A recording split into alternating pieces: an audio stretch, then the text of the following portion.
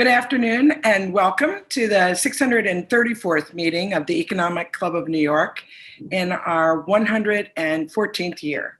I'm Barbara Van Allen, President and CEO of the club. As many of you know, the Economic Club of New York is the nation's leading nonpartisan forum for discussions on economic, social, and political issues. We feel our mission today is as important as ever as we continue to bring people together as a catalyst for civil conversation and innovation.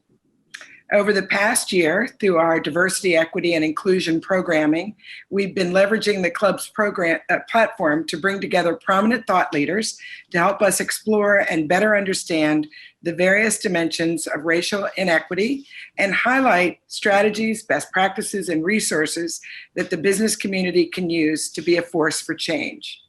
We've not been doing this work alone, and we'd like to give special thanks to our corporate partners, BlackRock, Bloomberg, MasterCard, M&T Bank, Wilmington Trust, PayPal, S&P Global, and Taconic Capital, as well as the many members, speakers, and subject matter experts that have been engaged in the work with us.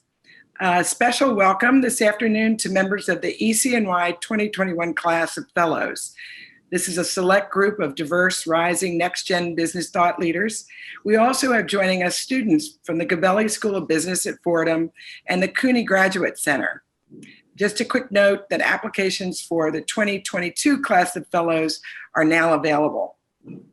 It's a pleasure for me to welcome our guest speaker today, Lareina Yee, Senior Partner at McKinsey & Company. At McKinsey, she was the former Chief Diversity and Inclusion Officer, and she will be discussing the 2021 Women in the Workplace Report, which is the largest study of women in corporate America and how the pandemic has impacted women, and explore the intersectional experiences of different groups of women at work, including women of color, LGBTQ plus women, and women with disabilities. She's an expert on digital sales transformation, sales excellence, go-to-market strategies, and culture change. She brings 20 years of experience to companies across the value chain. Lorena founded the Women in Workplace, or co-founded Women in Workplace, which is a research partnership with leanin.org and the Wall Street Journal. She's co-authored a significant body of research, including Delivering Through Diversity, and The Future of Women at Work, Transitions in the Age of Automation. She writes and speaks widely on diversity and inclusion topics. Additionally, she was chosen Working Mother of the Year by Working Mother magazine in 2016. Today's program will begin with opening remarks from Lorena, followed by a conversation, and we're very fortunate to have Club Trustee Stephanie Cohen as our moderator. For those of you that don't know Stephanie, she's the Global Co-Head of Consumer and Wealth Management at Goldman Sachs. She's also a member of their Global Inclusion and Diversity Committee, serving as a global executive sponsor of the Women's Network. Prior to assuming her role, she was the firm's Chief Strategy Officer, which drove strategy, mergers and acquisitions, strategic investing, and partnerships for the firm.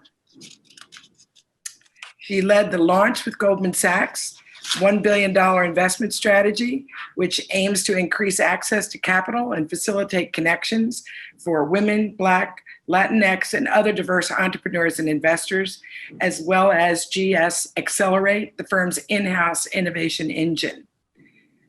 Thank you both for being here. For this event, we're going to be using the chat box, so you can enter questions directly into the chat box for consideration. And we'll plan on trying to use some or all of those close to the end of the conversation. We will end promptly, as we always do, today at 2:45. And as a reminder, this conversation is on the record, and we actually do have quite a bit of media on the line. So without further ado, Stephanie, the mic is yours.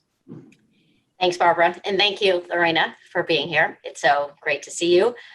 We're all so excited to hear about all the amazing things that you've done, the studies that you've done, but most importantly about the Women in the Workplace report. And as Barbara said, this is the largest study of women in corporate America. It's a really important study, and it's in its 7th year. So as Barbara said, why don't you give some opening remarks about how we should think about this report, how it compares to ones in the past, how the focus is different, what we should take away from this year's study. Let's just start that it's a pretty somber view. that we take a look at where we are. So over the last 7 years, what can we be excited about? We can be excited about that there's signs of hopes of progress. We see that company commitment is higher than it's ever been. It was more like about 70%. It's now closer to 90% of companies see this as a top business priority. That said, progress consistently lags results. And the area where we see the most progress is in the senior leadership. Think about your C-suite, those reporting to CEOs, your SVPs, and your VPs. But when we think about the full body of the workforce in corporate America, we haven't actually seen the type of gains we would have liked to see over the last 7 years as we think about entry level and managers. And underneath that, one of the things that makes the report very distinctive is that it really looks at the experiences. And this is why it's like this great, awesome data set, which is it has 60,000 men and women told us this year, how are they experiencing work? How are they experiencing COVID? Where are some of the sources of inequality? And for that, I have to say that this year was a pretty hard year. We continue to see that the road is really tough for women. And one of the things that really stuck out to me was that we saw that women were working harder and oftentimes less credited. So in all cases, in terms of like taking measures to help others rebalance their workloads, taking time to help the wellness of employees in a very accentuated time at work, they were stepping up far more than men, but they found that only 25% of them said that they saw any formal credit. So it's kind of like doing more and getting less paid and less credit for that. So I think there are a whole bunch of nuggets like that, which we'll go into. But just to give you a sense of the surface of the report, we always take a look at the foundation of what is the state of the state, the pipeline. Then that's kind of how many people are at the entry level, how many, people are managers, how many people, what's the acceleration of promotions. We take a look at intersectionality. So we take a look at the experience of Black women, Asian women, Latinx women, women with disabilities, LGBTQ+. And then we also take a look, and we're always comparing that to the experience to men. And we also take a look at some major themes. So our consistent themes are around what is the experience of microaggressions, what is the experience of sponsorship? And finally, we'll look at solutions. So with that, there's a lot we can dive into, Stephanie. And so turn it to you to ask any and all questions. There you go. So let's dive in. And you mentioned this whole concept around solutions, which the report is a little somber, but I think we can spend a lot of time focusing on what are the things that we can all do to be part of that positive change.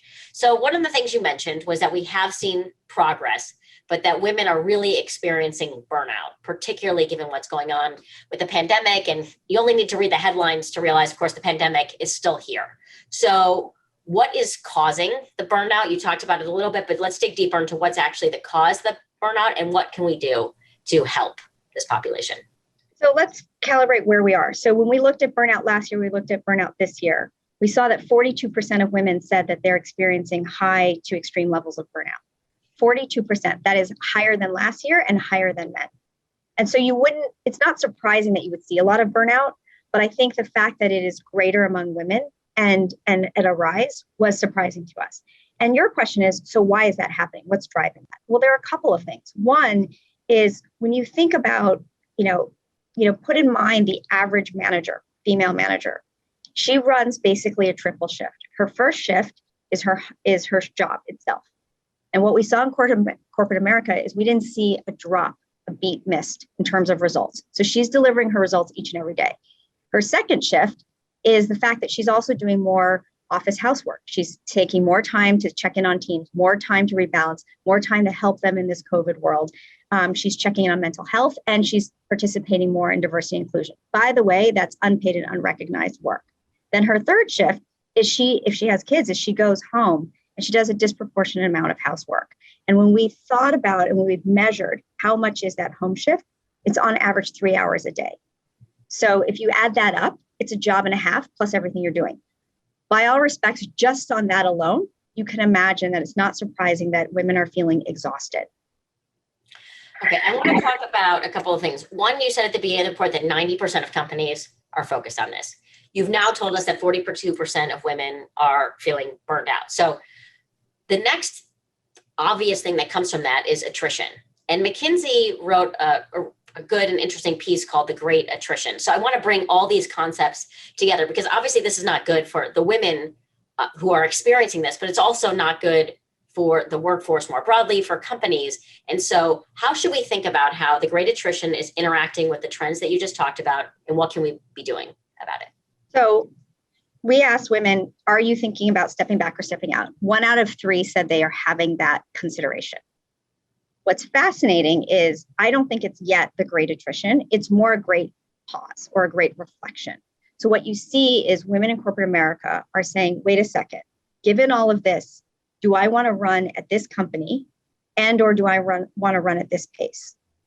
What we don't see in the data is mass exodus. So what we worried about was if all those women took action on that and exited, you would see about 2 million women leave corporate America. That has not happened. So that's good news. But the bad news is that they're still thinking about it.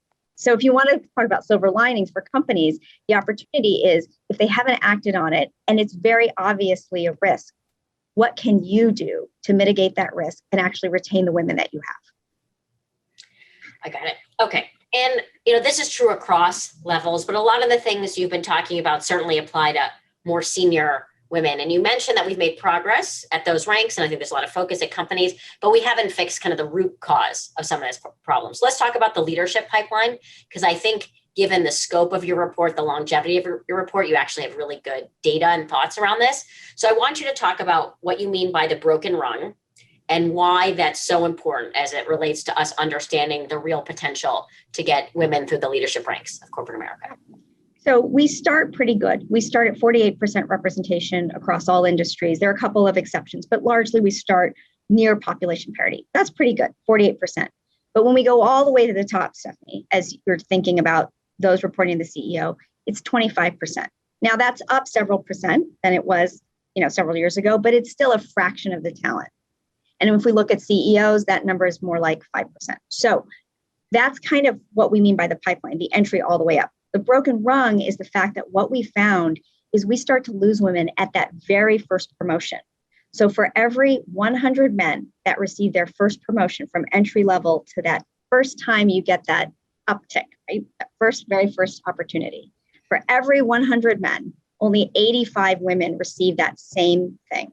And we test this year over year, and that number stays stable. And if you're a woman of color, that number this year was 79%.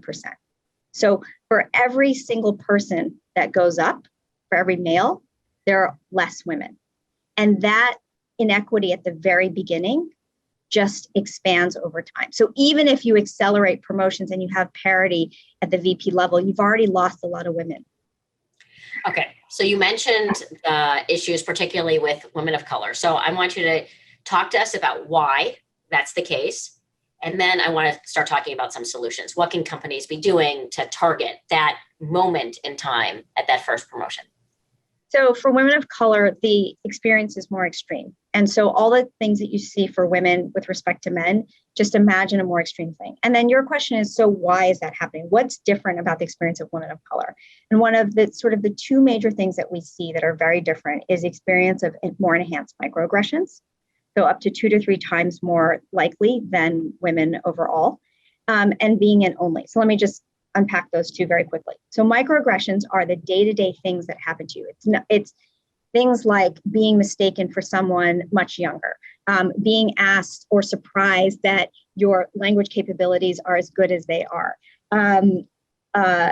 being talked over, interrupted, all of these type of things that happen day to day.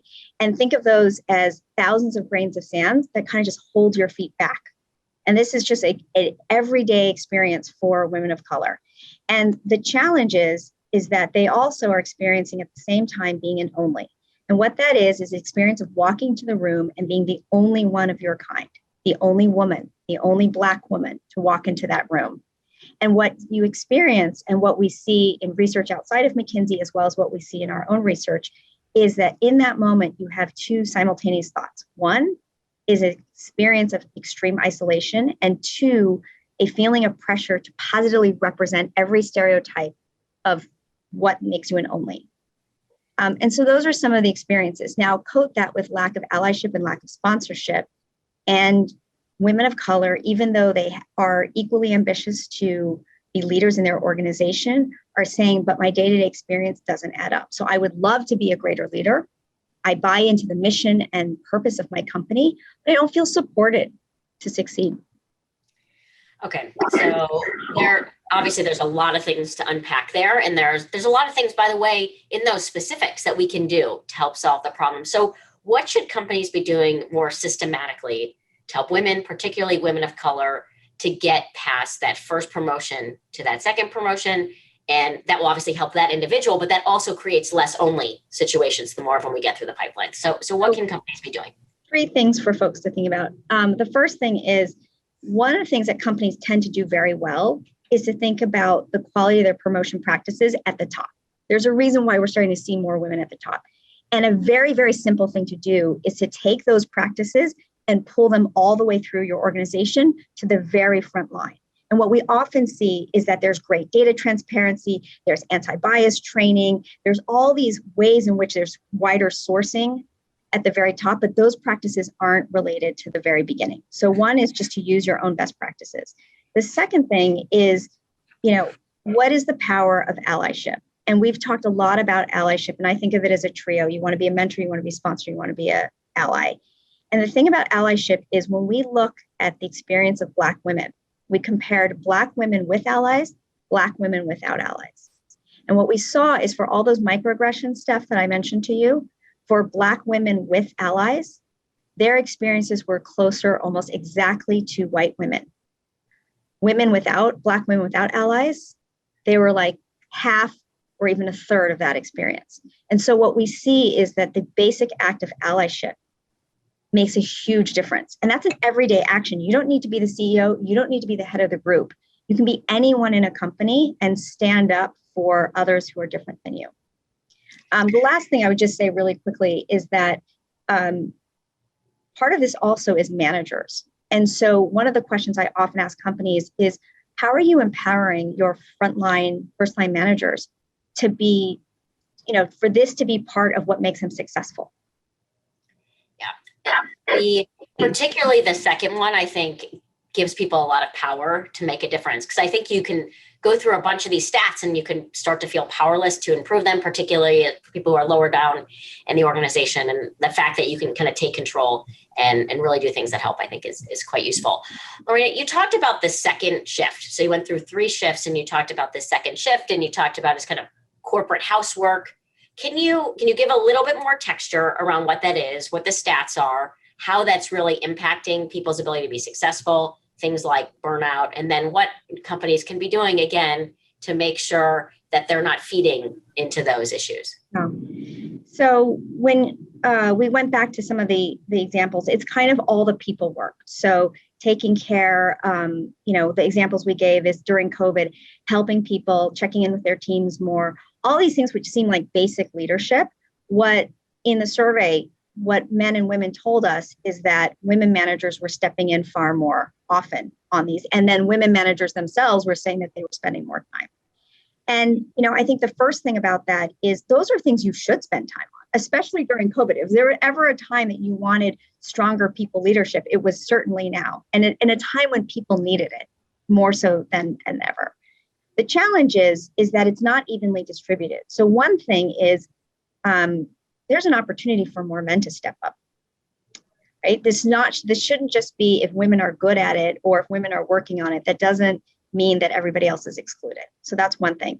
The second thing is, like anything that's a priority at work, it should matter. And that's why we ask the question, did you receive any formal level of credit for it?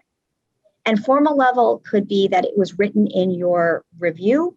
Maybe it was part of why you got a promotion. It could be that you got a salary bump up, or it could just be a formal recognition of your contribution. And when only a quarter of women felt that way, I think that just leaves you feeling like, wow, I do the right thing and my company doesn't recognize it. And this is, I think, where a lot of companies struggle, which is this sense of consistency between what you say and what you do. Because if I say, CEOs, how many of you care? They all raise their hand and they mean it, like authentically mean it. But then how do you cascade that all the way down so that the everyday experience of women is consistent with that aspiration? Yeah, I want to take deeper into this point that people actually don't feel like it's valued. And so one of the things, there's a bunch of studies around is how important it is to give people recognition. And I think, and I love your views on this, there are some gender differences in terms of how important it is to give people public recognition. We happen to have launched something recently internally where you can basically very publicly say thank you to people and recognize people for good work. But can you talk about the importance of this? You talk about what CEOs say, but talk about what other people, everyday people in the organization can be doing to be giving people recognition for this type of stuff, but just in general for a job well done. I mean, look, a job well done, gratitude, it never gets old. And I don't think that's a gender thing. You can be a man or a woman, and that feels really good. And I don't think it's that women per se, there's not evidence that women need it more. It's that everybody thrives on that. And that type of recognition, that type of open gratitude is something that improves culture. And so the key thing is, can people feel more comfortable giving that feedback? It's not just, thank you for delivering the sales results of the quarter. It's also, how did you get there? And what that speaks to is less a piece of gender and probably more a shift in what we value amongst our leaders.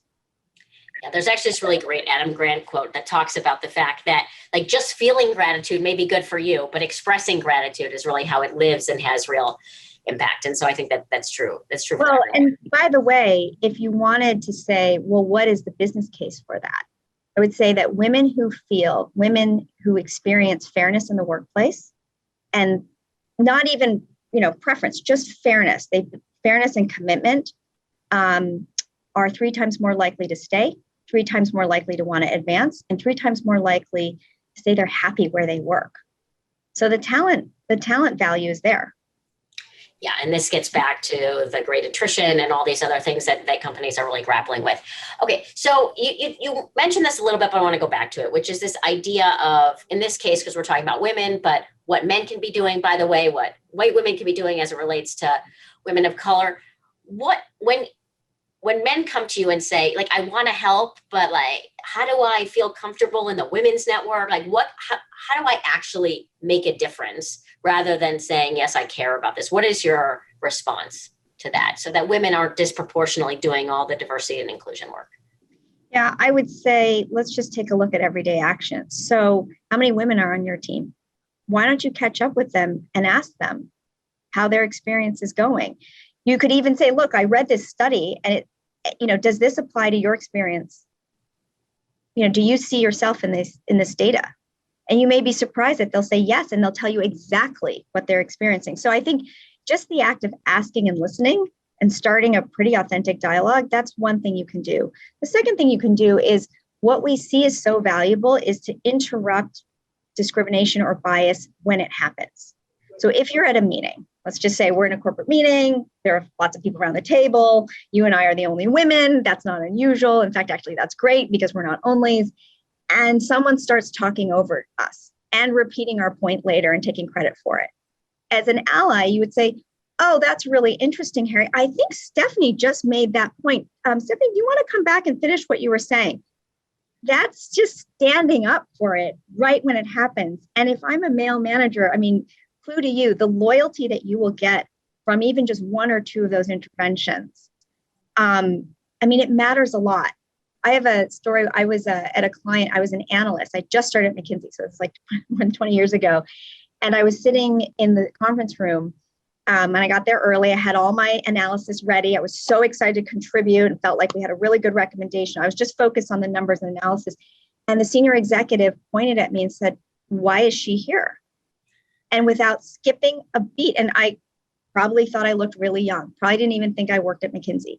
In any case, without skipping a beat, the senior partner said, she's running the work stream on your most important business imperative. So if we're here to hear what she has to say, I think it's going to make a difference. Flattened the whole room. And this was 20 years ago. I still remember it as a moment of allyship. So I think for both women and men who are saying, how can I be an ally to people of color, both men and women? How can I be an ally to women? It really isn't that hard. Okay, so I want to link that comment to the microaggressions that you talked about earlier, particularly for women of color. So I think the reality is everyone's focused on this, meaning people say it's a priority. I think they I think they genuinely care to your point, but your data actually shows that microaggressions, particularly for women of color, is actually not going down. So why is that? And how can we make sure that people realize when those moments happen that they've happened and they need to do something about it? That, they're not listening to it knowing that it was a microaggression, not doing something. They're actually just not hearing it as a microaggression. So one thing you can do is actually just to take a week and observe how often you see it. If you were just to log it, you'd probably find that it happens far more often than you realize. So part of this is opening up the awareness. So I think that's one thing, and investing a little bit of yourself and a little bit of vulnerability, asking your team. So those are a couple things we mentioned. The other thing is there is something about prioritizing the actions that matter. So one of the things that we see is that there's a bit of a disconnect in terms of how people think women of color want to be supported, like what's important to them and what is important to them. And the number one thing that women of color say shows allyship is opening up opportunities professionally. It's a very pragmatic thing. And it's something very reasonable for any manager to do. And what we found is that less than 10% of managers were actually doing that, of those who said they were allies. So, 86% said I'm an ally, and only 10% of them were taking that action. And so a really simple thing to do is to say, well, how many women of color, and frankly, you can even take men of color in this exercise, are on my team, and what are some opportunities I can create? An opportunity doesn't necessarily mean a promotion. That's a pretty high stakes one. What are all the small ones? Maybe leading a presentation so that they get more visibility, maybe bringing them into a really important project. What are, helping them expand their networks? What are the actual professional opportunities? And what is the way to break people's mindset of you have to have done these three things in order to be prepared to do that job or that job? Like, what is the mindset break we can have for people so that they're willing to take risk on people that maybe don't look exactly like them? Yeah, so a couple things is one, and this actually is going a lot better in the senior executive ranks, is to widen the criteria for what we're looking for. So as an example for boards, if you're just looking for former CEOs for board members, for sure, you're not going to find very many women because women represent about 5% of the Fortune 500. If you widen that out to a broader criteria set, you might actually see more people. So I think that's one thing that we've seen, and that's something a lot of companies have taken action to recruit from historically Black colleges. Part of that is just opening the aperture of where you look for talent. I think that's a simple thing. A next thing, really is how much data and transparency are you putting to this? So, it's hard to actually remember everything every day, but there should be systems and process behind you. You shouldn't be sitting there saying, gosh, have I remembered to think about the women's slate? That should actually be part of all of your talent processes, and it should be pretty transparent to you where you stand. So I want to go back to the allyship piece, and particularly the allyship gap. Can you talk about maybe what the difference really is between women of color and white women, and then what actually white women in particular can be doing to help narrow the gap and really be supporting and championing women of color? Sure.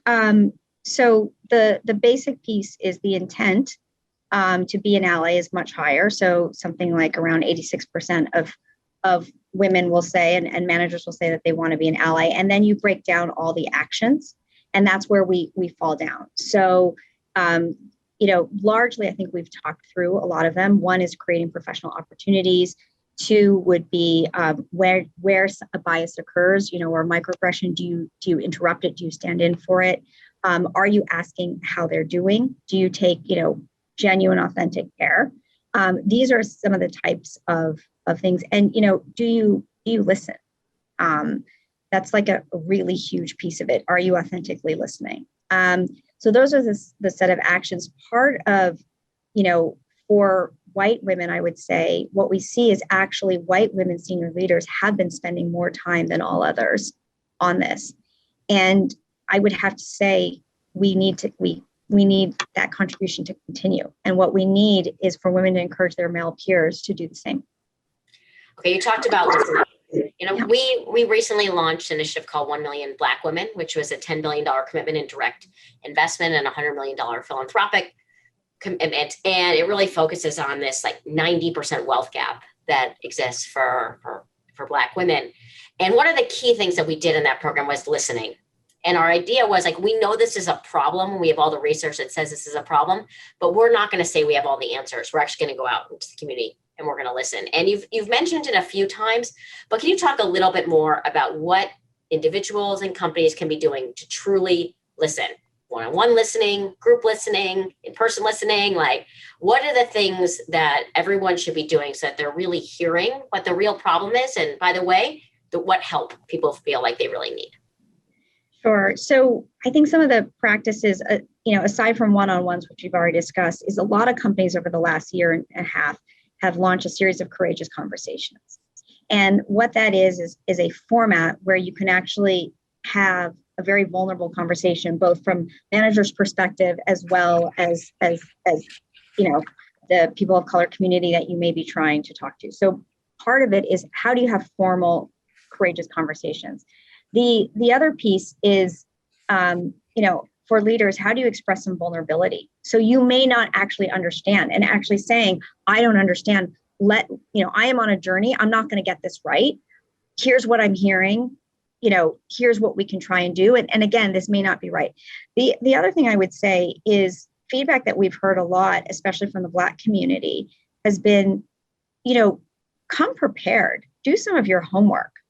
And I think a lot of companies have reading lists and have a lot of ways that you can actually come prepared for the conversation, so that you're not coming in cold and saying, well, just tell me what I should do, which kind of just puts it back on the person of color to be like, I'm the minority and you want me to solve it for you. Can you come a little bit prepared and come with some ideas, and then let's discuss whether they're going to work.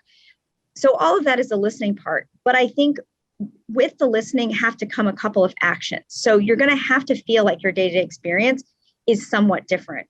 And I believe the number is $86 billion of corporate money has been invested in Black communities and in improving racial equity. That said, and that is authentic, genuine commitment. And that is amazing. The point in time that we are, that has happened is incredible. The challenge is, when we looked at women in workplace findings for both Black men and women in particular, we didn't see that the workplace experience has improved significantly. So I just say that not as a red light, more as a yellow light, which is committing the funds is step one, but we still have a lot of work to do.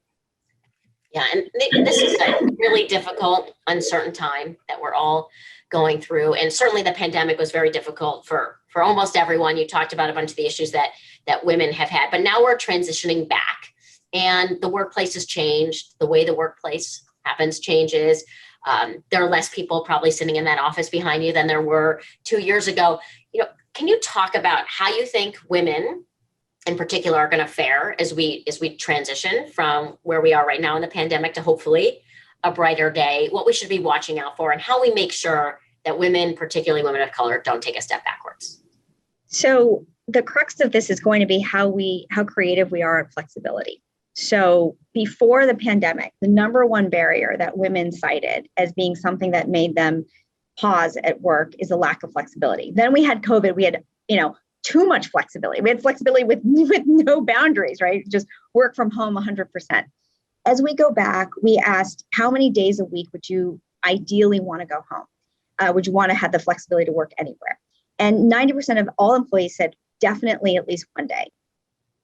Some. But what you saw is that women were more likely to say that they would prefer 2 to 3 days. And the reason I mention this is the idea of hybrid or flexible work. If we just snap back to the way we were before, I don't think that's going to work. And so the question is, how creative can we be in some of the goodness of working remotely, but also the need to actually be in the office as well? And so how do you start thinking about that? I think that's going to be the number one thing to watch, is the authenticity of flexibility. And the thing that women of color in particular, but all women said that they're worried about, is if they choose to be more remote, would they miss out or find that it's harder to advance or be seen in the workplace? And so, the question is, if someone chooses to be out 3 days a week, would that actually significantly make it harder for them? Would that sort of unlevel the playing field in some way? And that's something that we can fix. Yeah, I was going to ask, do you think we should be more prescriptive around the flexibility and how the flexibility works? Because certain populations may decide to take more advantage or less advantage of the flexibility. And that will ultimately manifest itself in issues around representation for promotion and performance.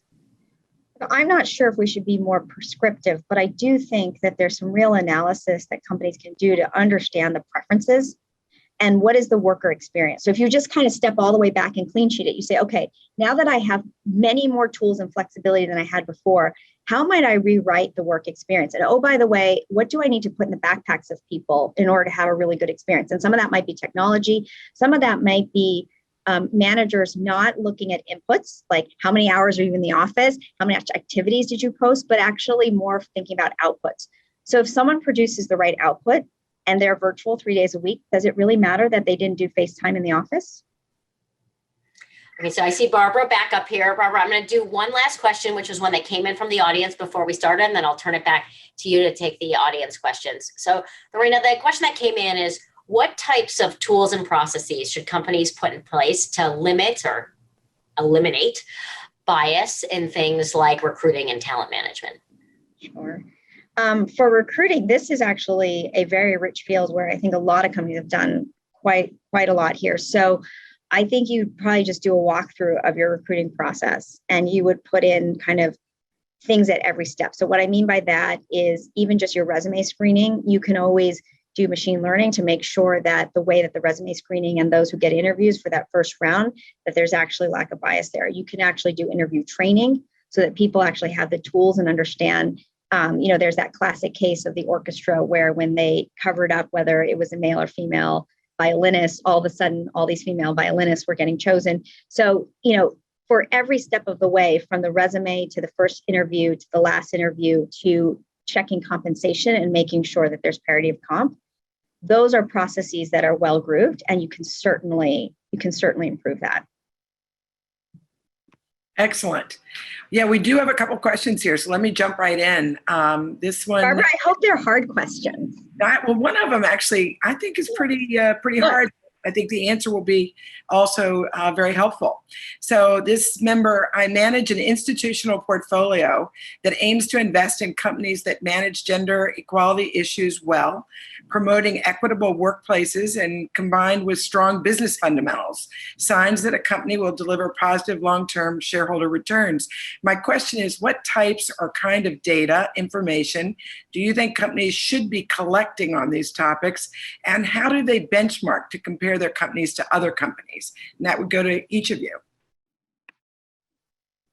I'll start by saying, if you join Women in Workplace, that is the benchmarking that we do. But underneath that, I think that a couple of things. One is you should be benchmarking your pipeline, and then you should be comparing the variability across your different functions and groups. So, if you have 6 major functions, just make sure that you're not just looking at the average, but you're looking under it. So I would do your explicit representation benchmarks.